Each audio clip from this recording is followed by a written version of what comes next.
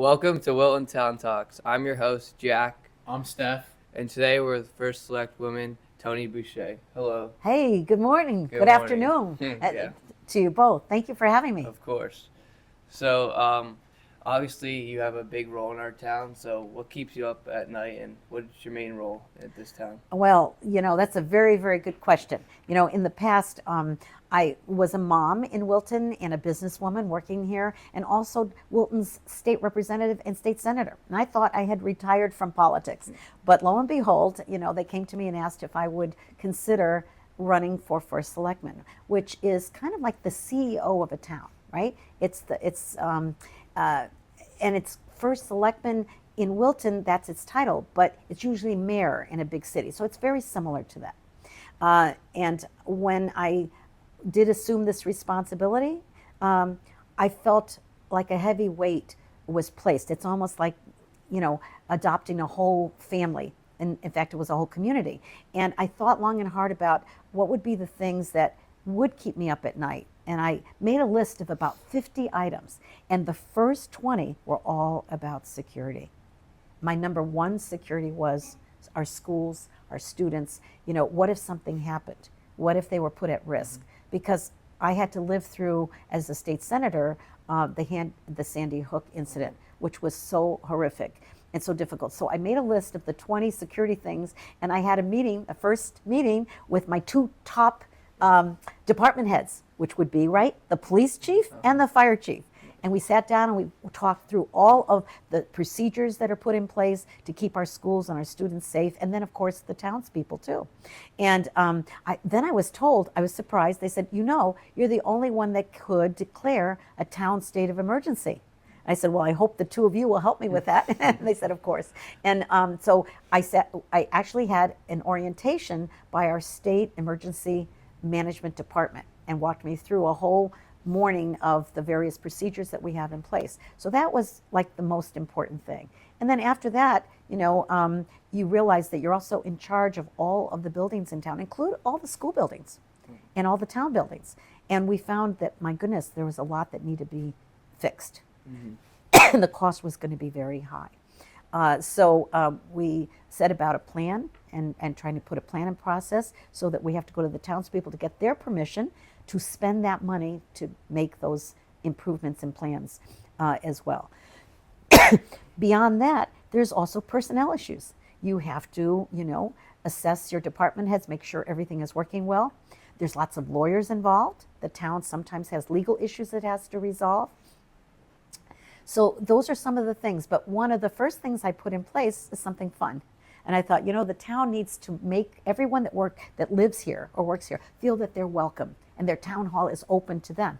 So I'm Italian, so what do you think I was thinking of? Food, of course, right? And so I set up a coffee bar that has tea, coffee, hot chocolate, hot apple cider, and biscotti, which is an Italian biscuit. And so I tell people, if they're ever driving by Pound Hall, please come in and have a cup of coffee, sit down, tell me what you think. One of the most wonderful things that's happened this first year is I try to encourage students to come and become interns for the town. Two, immediately from the high school, Lexi and Maddie approached me, at a social event, and they said, we would like to come and be interns. We can each come one day a week after school from 3 to 5.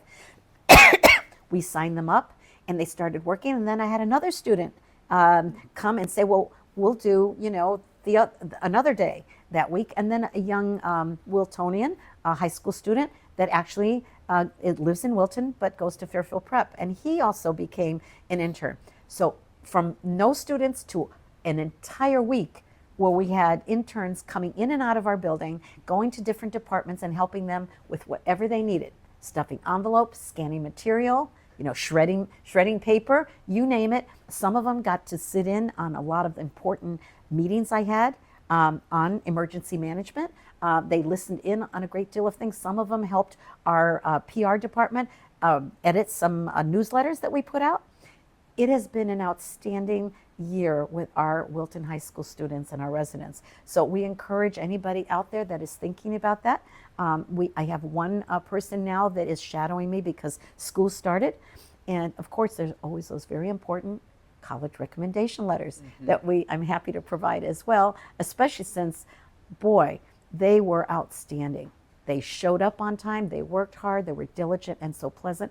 In fact, our department heads that were not used to having students now miss them terribly and ask me, are there any more that are going to be coming forward? So I send that out to your audience if they would like to come and see us. That's awesome. We'll definitely spread the word. Great. Yeah. So also there's been some like fun events going around Wilton, like the carnival, the farmers market, and like Ambler Farm. Oh my God, that? Isn't it great? Yeah. I love them all, and Ambler Farm is particularly wonderful. In 1999, the town bought that property for $2.5 million. And there's a deed in there that explains what our role is to keep up and try to restore some of those buildings. We have a lot of that to do recently, but then also have programming. So the Friends of Ambler Farm now have all kinds of programs. They have farmers that work there and students that come, and they have great camps for them. In fact, I have a grandson who's in 7th grade that goes over there and helps out.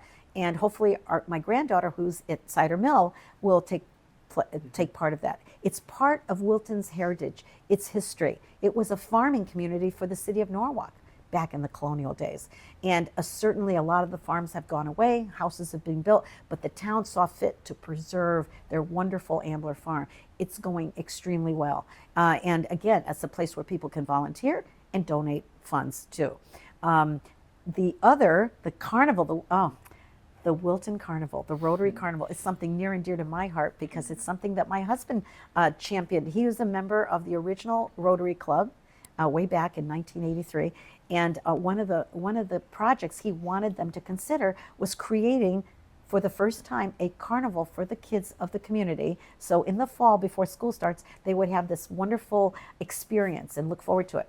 Well, at first, everybody panned the idea. They said, no, that's too much trouble. We'll never do it. It's not going to take off. And he says, listen, I'll take it on. I will find us a carnival company. And so he finally convinced him it was okay. And they started that, and it became one of the most popular, sought after events every fall. And I'm so happy that now not only did my kids enjoy it and everyone else's students, but now my grandkids are enjoying it as well. So I'm really happy that we're very involved both with Trackside and with the carnival. That's awesome. It was really cool. And what was the other? The farmers market. By the way, that's Wednesday, and today is a Wednesday that we're taping. And I'm going to take a few minutes out of the office at Town Hall and go down there. And they have fabulous breads, and of course, Ambler Farm sells this produce there. And there's a local neighbor right around the corner from me that sells his honey. And we've been buying that too. So it's another wonderful event for our community. Awesome. So as you know, a couple of weeks ago, we had a fire of our turf field. Jack and I both play football, so we were just wondering how, like, the progress with the field and like any updates on it. Well, how we started your program, I talked about what I just feared the most was some kind of catastrophe that would happen to the town. Well, fortunately, this event, though it was, some say, between 100 and 1,000-year flood, because we have the Norwalk River, and it overflowed in a very unexpected event. It was not something we got any notification on. No one did in the state. Usually with a hurricane, you'll get 2 or 3 days notice. The state will inform our fire and police, and then we'll set up our emergency management office. We did do that off the spot, but we got 10 minutes notice. I mean, that's how bad it was. It was terrible. And some of the worst places hit in our town, besides some of our businesses, were our fields. And was the high school football field, it was Merwin Meadows, it was Shanks Island. The YMCA was really decimated outside.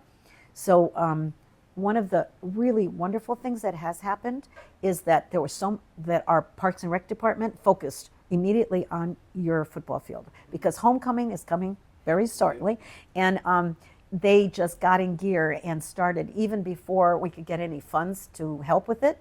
We took an emergency action and approved some of this to happen right away. They contacted the people that actually installed the football field originally. They got immediate response because I signed the papers overnight on the weekend, by the way. It was a Saturday and Sunday, and they came out and put us at the top of their list. And not only did they get in gear, and our Department of Public Works, so notice the departments of the town. You've got your Parks and Recreation, you've got your Department of Public Works that does roads and other heavy work, and then lo and behold, the fire department came in and they took their big hoses and they hosed down that field and saved 2 to 3 or 4 days of work and nearly $40,000 worth of expense because our town departments all got together to make this happen. And I've been told that there will be a homecoming, that the fields will be ready by then, even though we found some things that could delay it a few days, but everybody's focused on it. I think you're going to have a great homecoming. Thank you. Well, I really appreciate you coming and talking to us today. Oh, it's been delightful. Thank you both. That's it for today.